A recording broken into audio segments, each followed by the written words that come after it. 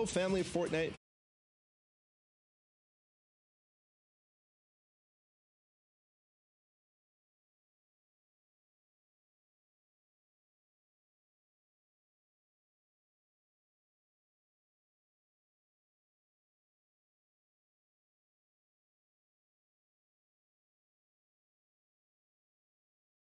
Players are attempting to secure their chosen landing spot and maximize their loot potential. In competitive Fortnite, every game matters, so players try to strike a balance between high loot opportunity and safety so as to not waste a game by being eliminated early. Do you drop at a high loot POI like Retail Row or Paradise Palms? Or land at a safer POI on the edge of the map, where less players drop because of less loot. Regardless, the goal is common, whether you take a passive approach by looting safely on the side of the map, or an aggressive and risky approach by letting others loot for you and finding early eliminations. Now that we know what the early game is, what should we be looking out for during this stage? First things first, being contested. The first realization players make when landing is whether you're being contested or not, to prepare for the upcoming possible fight. Trios want to try to force your opponent into the more disadvantageous position cut off from loot potential. Either they have to make a desperation push, or they're stuck with less loot where you can easily clean up. That's just the beginning, as even though it starts off high intensity with all the different POIs being contested, it quickly slows down as the rotations begin towards first zone. Looting doesn't end here, and most competitive players will have a loot path, which optimizes their possibility for finding the crucial mobility and weapon upgrades. Thanks to the new battle map feature in the replay mode, we can study these loot paths and rotations quite easily these days. So go check that out in any replay from the Fortnite Champion Series by going into the Compete tab and finding your favorite player. It will vary from game to game, but generally, we move into the mid-game around the middle to end of second zone. The mid-game is the calm before the storm circle gets too small where it forces the engagements. Most players' goals aren't positional, but in some cases, depending on how the early game went, you again have to strike a balance, this time between looting and farming, or going for the best position. Looting could include playing extremely aggressive to earn yourself other players' loot. In trios, it's much harder to play that aggressive playstyle, since fights take longer and cost more. You want to be efficient with any rotations or fights you have to take. You don't want to spend your precious mobility, valuable resources, or health. This is why you'll see a lot of the top players look directly for center zone in the mid-game. When you're in the center zone, you end up giving yourself the most chance of being in the next storm circle when it gets revealed. You'll then have to go less distance and thus spend less materials. Finally, the end game, the most exciting, hectic, thrilling, and difficult part of competitive Fortnite. Experiencing an endgame can be confusing and hard to process, but it will also be one of the most rewarding and fun times to play and watch. This is when you take all the advantages you built in the early game and the mid game and use them to push yourself to a victory royale, and also find as many eliminations as possible. In the current Fortnite Champion Series format, every elimination matters, just like it did in the World Cup. From 6th zone onwards, where the calm from the mid-game explodes into a cacophony of tunneling, mobility usage, and shots being fired, you'll see teams go for the ever-so-advantageous high ground, where they can tunnel very cheaply and have the most opportunity on the rest of the server for elimination, as they have the top-down view. You'll also see teams call out the need to find a good layer, which is away from other players, both above, below, and horizontally from you. You'll see teams desperate for the extra materials to last them through to the full zone closure, going for impact eliminations, where they can top off on resources and power weaponry of their fallen opponents. So, whether you're watching or you're joining us on the field, take stock in the stage of the game.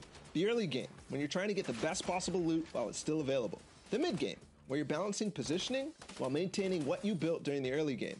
And finally, the end game, where you spend all the advantages you set yourself up with to earn the victory royale. Use this to form your game plan in order to earn as many series points weekend after weekend. And maybe next time, we'll be watching and highlighting your top plays. This was BallaTW, and I'll see you in game.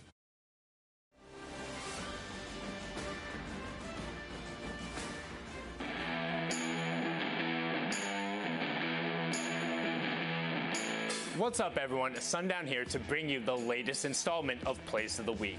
The final opportunity to qualify for the Fortnite Champion Series happened over the weekend, and a number of players were able to push their way to the top and make some spectacular plays. Let's dive in and see who popped off. Kicking off Plays of the Week, we'll start with Kurt down in South America as he lets no targets get away and says, "Not today."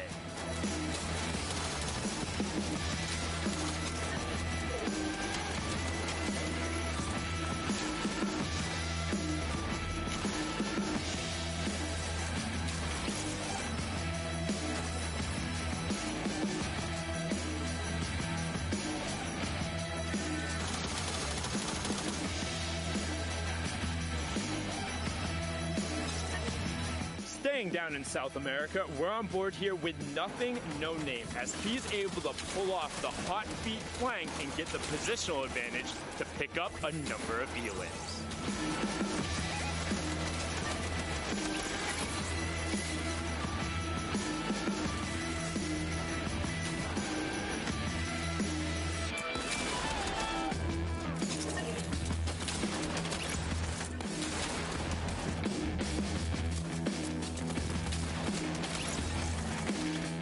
Next, popping over to the Middle East, we have M. Siddiq on the Tac Attack, going to work and eliminating the rest of the lobby.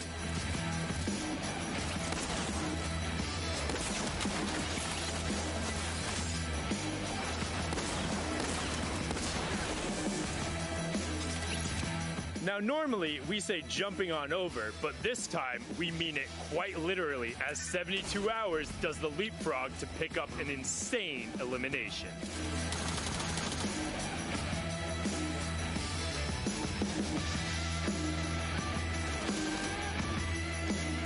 Staying over in NA East, we have the world champion solo player Booga, well, dropping his opponents down a level or two.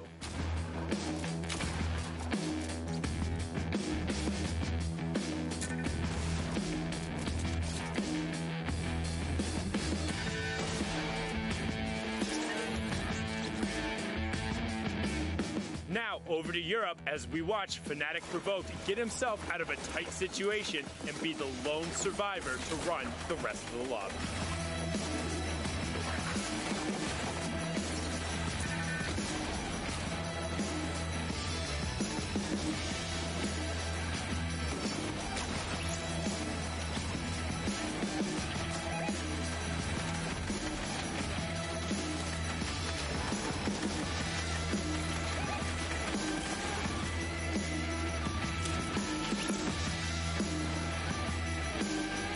Sometimes in Fortnite, you need to innovate a little bit, and right now Jordan uses everything in his toolkit to pick up 2 quick elims.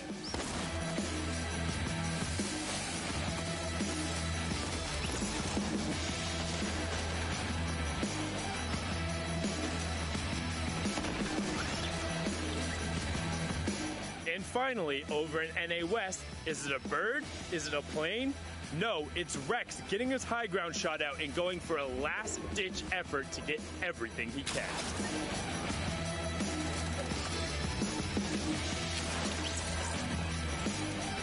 That's it for the top plays from the qualifiers, and the stage has been set as we head into the finals this weekend. Make sure to tune in at Fortnite.com/watch or in client, and we'll see you guys on the battle bus. Beep, beep.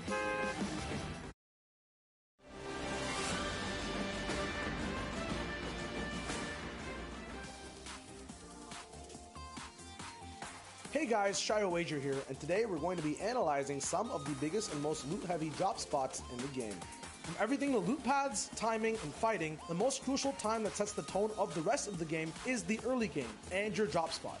Top trios have developed ways to split up and attack each of their drops in their own special ways, and we're going to dive in and see some of the basics of each of these spots, as well as who's utilizing them to place high on the leaderboards. Retail Row is an old drop that returns with a new twist in Season X, with both obelisks offering high priority loot and cube monsters offering free shield and ammo drops. Getting control of this drop fast and early can put you at a huge advantage endgame, offering multiple options from increased launch pads, excess shields, diverse utility, and big hitting weapons from all ranges.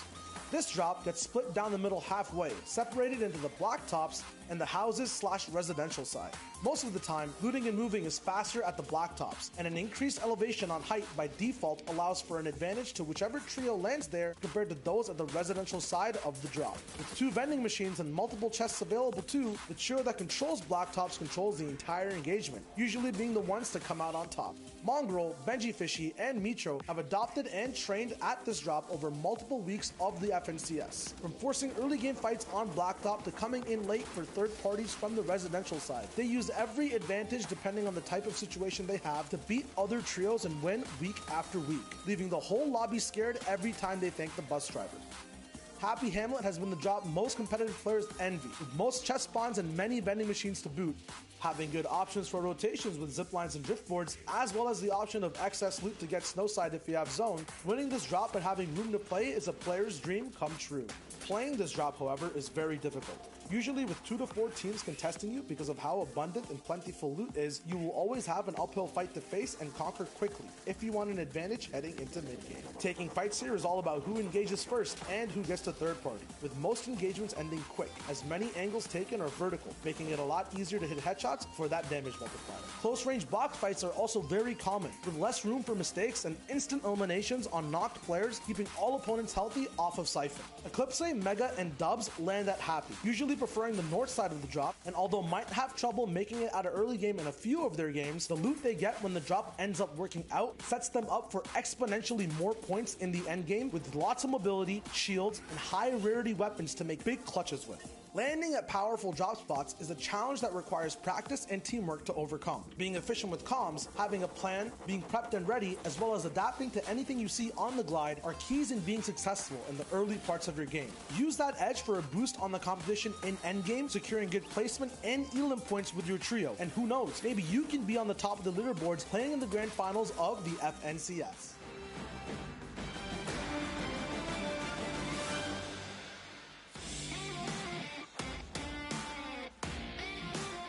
What's up, Fortnite fam? It's me, Zeke, and we're hanging out with our best friend, Sundown. We're doing something a little crazy, Sundown. Oh, are we now, Zeke? What are we doing? We are going to make some very bold predictions heading into the finals of the FNCS. We also have our friend Monster D-Face standing by and Shy Wager. Gentlemen, if you want to say hello. What's up, boys? Heyo. Very quickly, within 30 seconds or less, you guys got to tell me your predictions for the region. All right, we're starting with Middle East, Sundown. Give me your prediction. So everyone else went with Fiesel, Kappa, and Klops. They won 4 of the 5 times, but I think them splitting their trios might have given them not enough practice, so my bet is going to go towards Flame, Prime, and Hunter. Expect to see them challenging towards the top, and can't leave out Fiesel, Klops, and Kappa as well.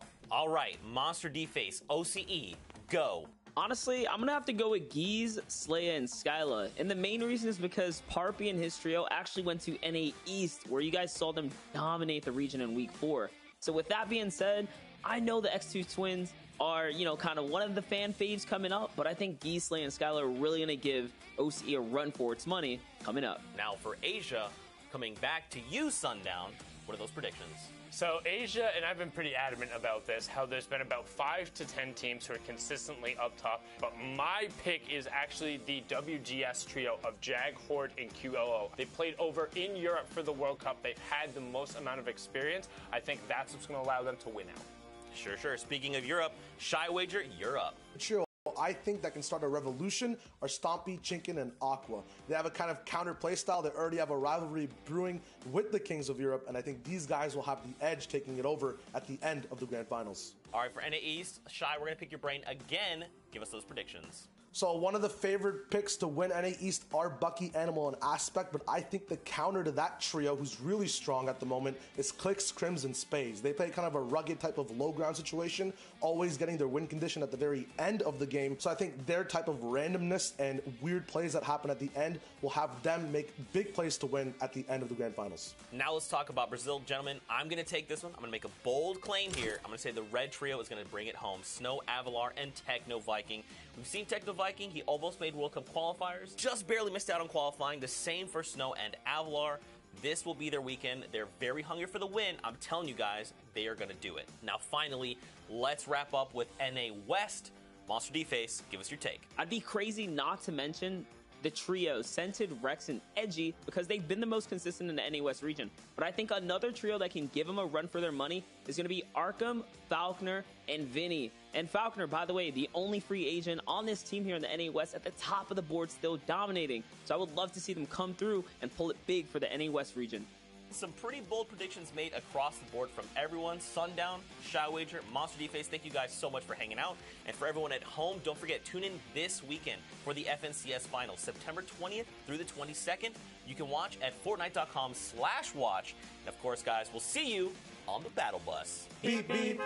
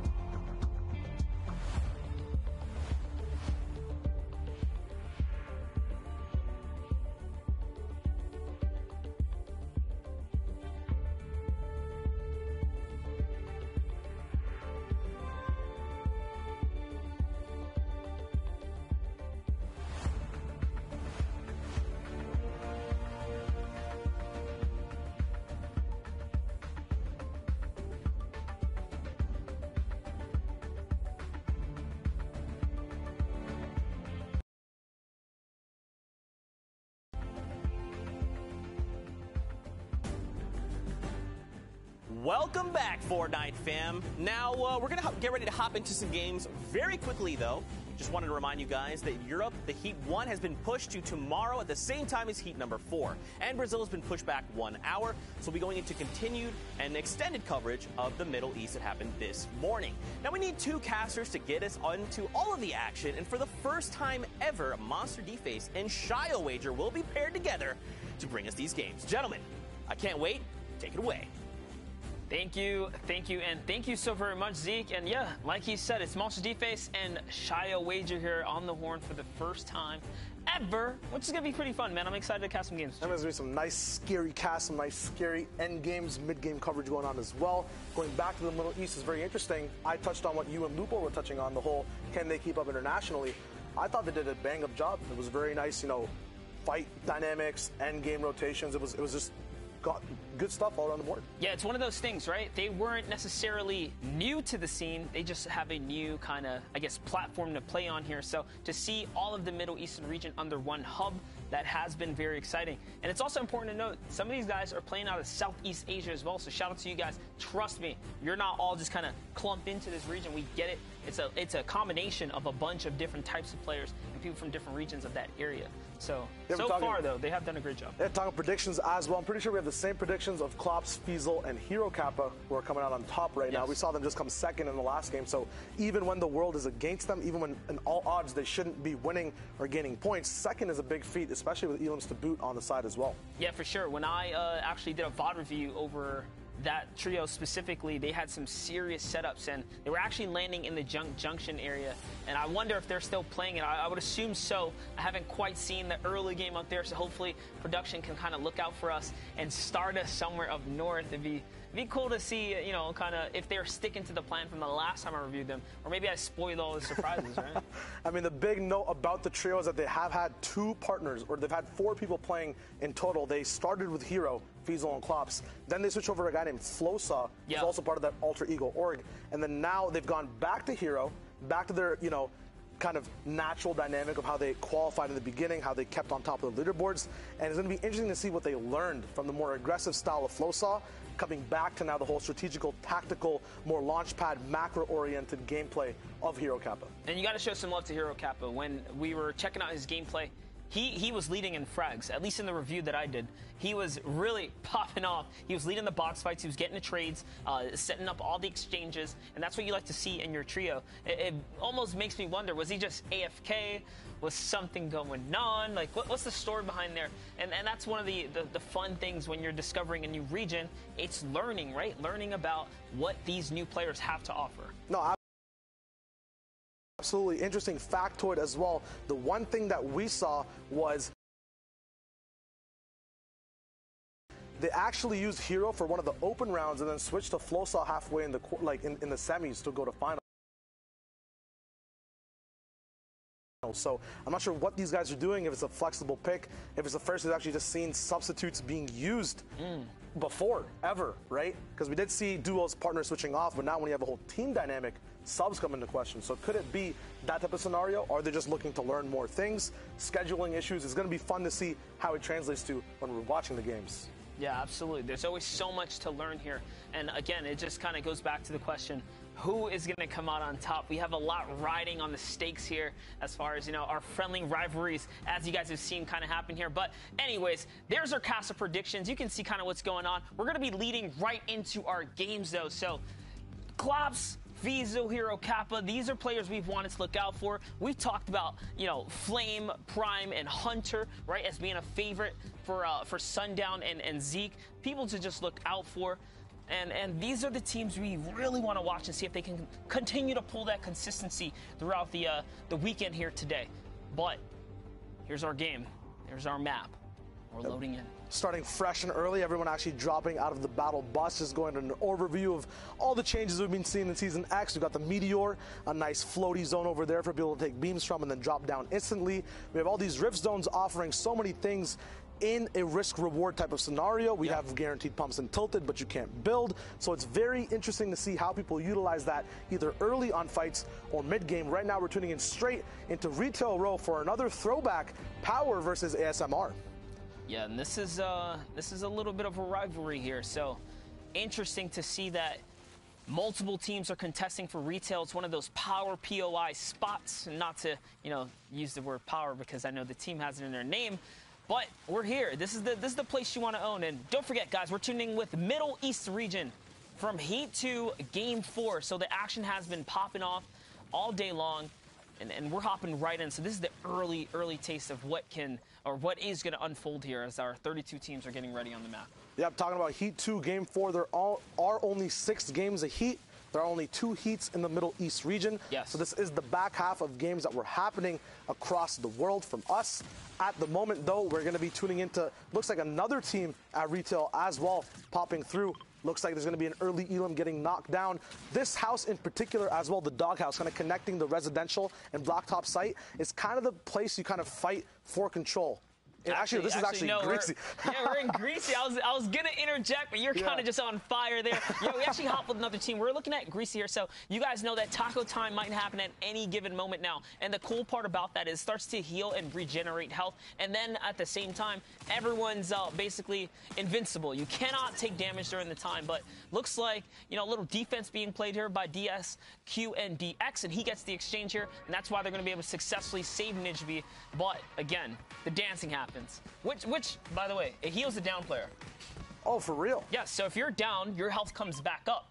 The only catch is if you're down in the storm, no one heals. And then at that point, it could be extremely detrimental. You don't want to go down during that time. But hey, if you're down, taco time can actually save you if you're on the other side. So pros and cons. One big thing about early and mid-game fights is utilizing down players as kind of, strategic forces in an actual fight, strategic places to actually pressure people to come out of their boxes, to kind of control the way they move. So if you get to a safe space, no more timers there anymore, right? The taco time will come back up. Hostage for a little bit, just kind of hold them up.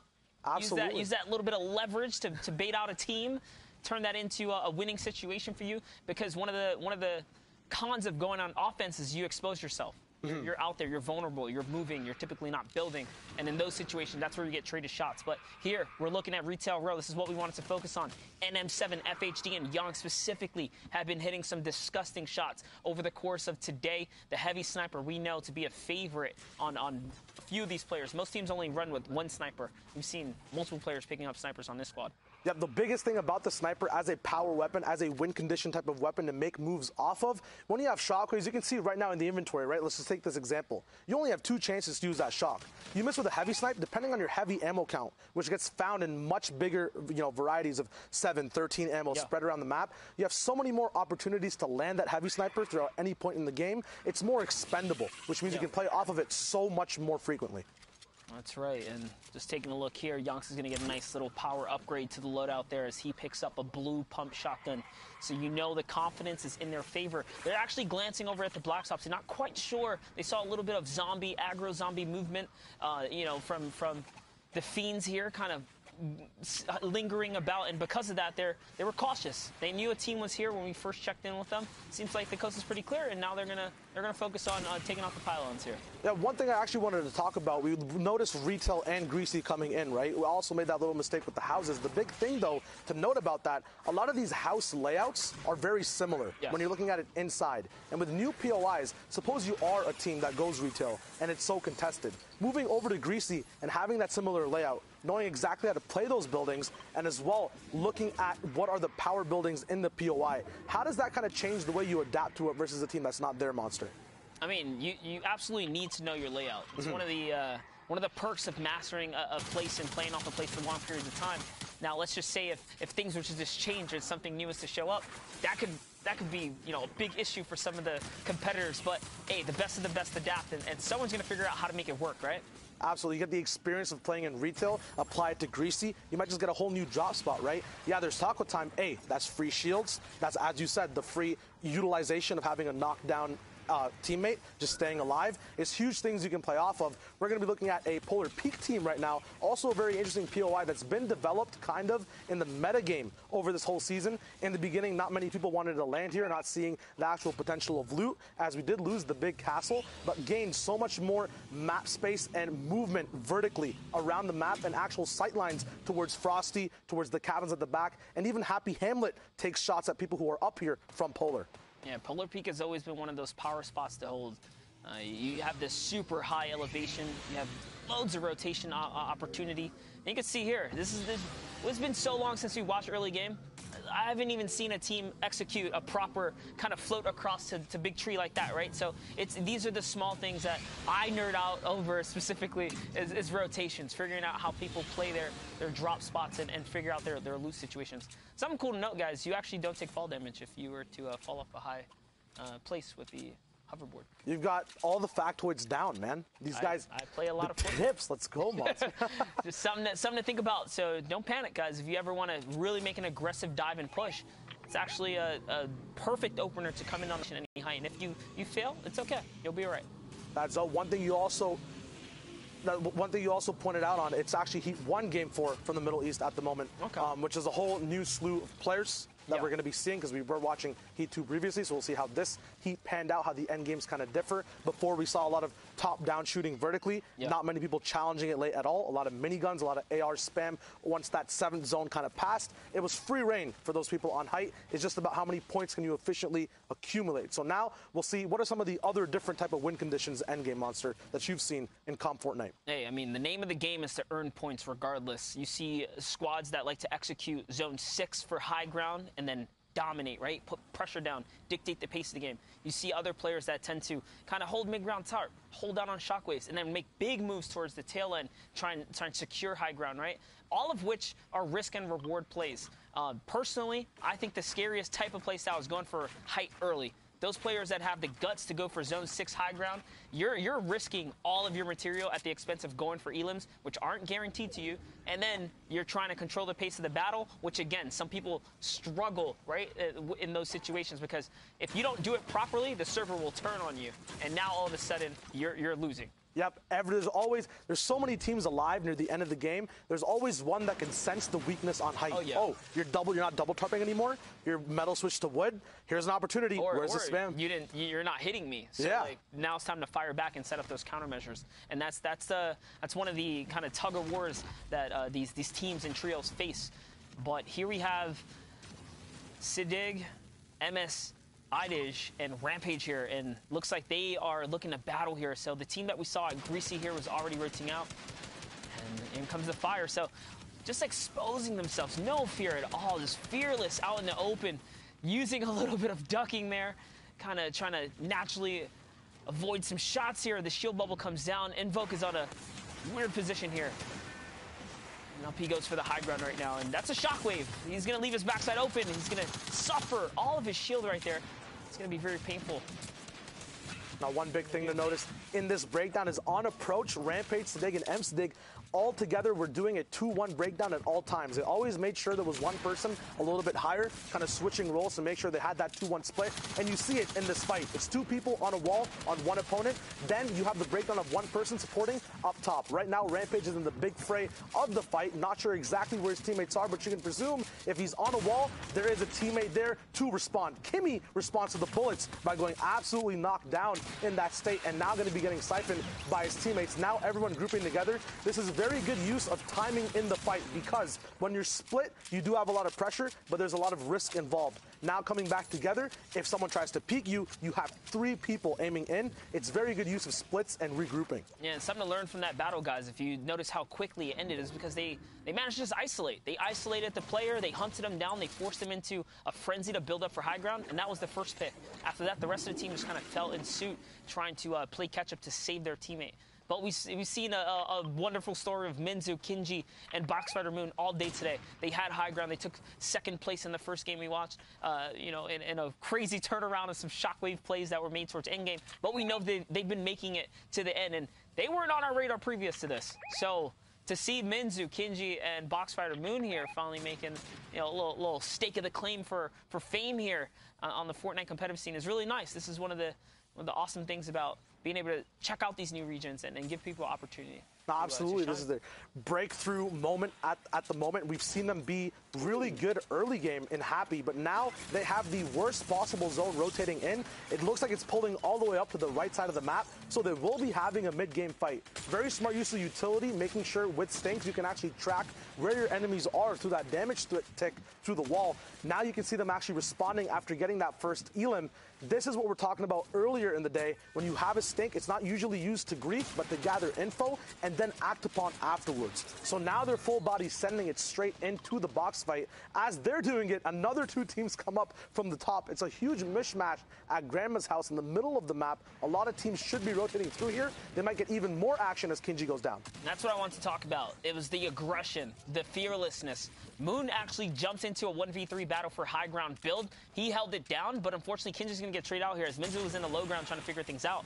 And now suddenly, because they didn't, pull back the reins and play it patient here, they found themselves in another battle, but looks like these things are putting into great work as they catch another small pick there. And they managed to fend off everyone. So we'll see if they can get the reboot card, maybe pull out a clutch save at some point or another. But teams are in shambles here. Absolutely. You touched upon it earlier where, we're happy to see these early games. And, in comparison to all the late games we always see, it's dope to cast a huge early to end game. One big thing that applies to both early and end game. In the zone, by the way. Is timing. And this is a big use of timing right here, right? We do have a minute 14 till the zone moves. You do want to pick your teammate up, but now you're messing with not just one, but two resources. First of all, you're losing a lot of time and positioning on the zone, as well as HP pools coming in. You do have a lot of loot you did gain from the fight that these guys just had, and slurps to tick through, but the stuff you use early to pick yourself up, you will not be able to utilize in the end game. So time is shared across both early and end. It's both effective. We don't usually get to see it used at the end game, but every decision you make, maybe they wouldn't have had that mid-game fight if they were faster off their looting, right? So seeing exactly how they move across the map, how they utilize time, can actually get into where they are in the middle and end game of their gameplay. Yeah, so they sent one player out to go kind of, obviously get that revive, and then they stood, or they left Moon back behind to, be that presence on the build on the skeleton that remains of what the fight was, so that the team below, is cautious. They don't necessarily, want to move or get that freebie rotation out of there. So the whole team is back. Now they're able to reap some of the rewards here, the loot that remains, and suddenly they're all back in action here. Now with that launch pad there, they are going to be okay to get the rotation. But remember, he did catch a knock, so notice they just want to go ahead and take a peek, see who's left here. What kind of loot can they still kind of grab up before it's time to go? And it's a short rotation, so they don't need the launch pad either. Looks like they are going to decide to probably go on foot here.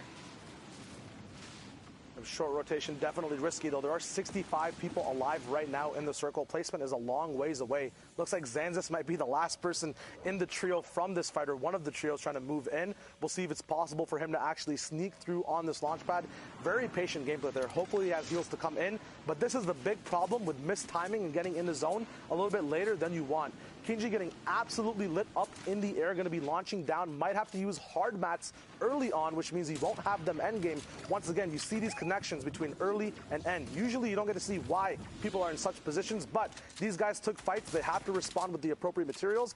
And now they're actually turning gears to the offense. I think they noticed this guy was solo right here on the left. They do have a beam opportunity on the launch pad. Hopefully they get it. A lot of trees in the way, though, Monster. This is very interesting to see how these guys are kind of moving around the map to get in the zone mid-game.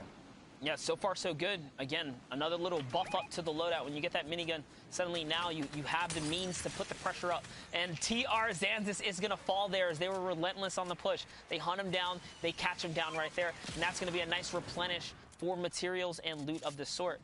And they're big chilling right now. They have everything they need. Medium, light bullets. Mats are in a hurting because they're asking for attention from the server. But other than that, the points are accumulating. The steamroll is beginning here. The biggest thing to worry about is that zone still pulling up northeast over and over again. It means they have to move more vertically. There's already a hill in the way. Moving up pressure, you have to deal with lava, ever-changing ultimate low ground as well. There's so many things to take into account, and now they actually do have to move towards that way. The whole server could hold them back. We'll see if they use their utility to push through. And here, back with this team, we saw them earlier before execute a nice isolation and pinch push against a full trio. Looks like they're setting up their next siege here. You saw a couple shots trading out, and interesting middle, the ME region kind of surprising me here with how much they are using just everything in their arsenal to fully commit to these battles here. They're throwing stinkers, laying down fire, and then fully commit into rotations and box pushes here. So this is some aggressive play we're looking at, Shayo. And it doesn't look like it's going to stop anytime soon. This is the type of playstyle we kind of signed up for here. We checked out this region, setting up the ramp boost right there. He's going to catch the 50-50 wall, but doesn't matter. Eagle isn't even looking. So catches that guy off guard. This little pick right there. I think the difference in this trio is that usually people look for weakness to apply stinks to. They make the map weak. They make other trios weak first. Then they're like, oh, okay, these guys are weak. We're pushing in. They know exactly what fight they want to take. They actually make fights happen rather than sitting back and waiting for them. Right now, looks like these guys have 4 elims together. They're still affecting trios left and right, either picking up strays or making trios have just stray teammates. We'll see how much of an influence they have on the rest of the game, because it looks like so far they've affected 5 different trios coming in from the bottom left side of the map.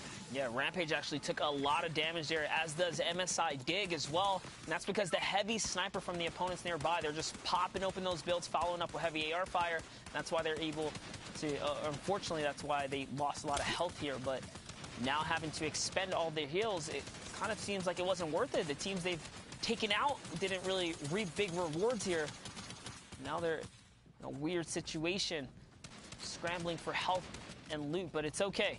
We're approaching Zone 5. It'll reveal itself in just 15 seconds, and then they'll have to make a big decision of whether they get to stay and kind of plan up, or move out and use those shockwaves. The big thing about decisions is they're the easiest to make when you have a lot of options. Yep. The fact that they've ran out of all this utility, all these shields, limits their options. So now they have to play a certain type of way. They have to either find recyclable launch pads. Yes, they have the shockwaves, but then if they use them now, they lose the option as them for a win condition later in the game. So everything's kind of all on the plate now. They don't have any side dish available, no dessert coming up. It's one main course.